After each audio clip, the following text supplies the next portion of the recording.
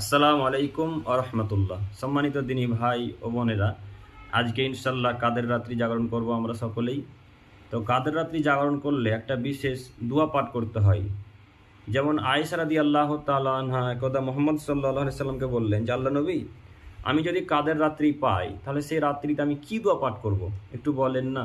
তখন আল্লাহ নবী সাল্লাল্লাহু আলাইহি সাল্লাম আয়েশা রাদিয়াল্লাহু তাআলা আনহাকে বললেন যে, শোনো, তুমি এই দোয়াটা পাঠ করবে, আল্লাহুম্মা ইন্নাকা আফুউন তুহিব্বুল আফওয়া ফাফু আন্নি। অথবা এই দোয়াটি পাঠ করবেন, আল্লাহুম্মা ইন্নাকা আফুউন কারিমুন তুহিব্বুল আফওয়া ফাফু আন্নি। এই দুটি দোয়া পাঠ করা যায়।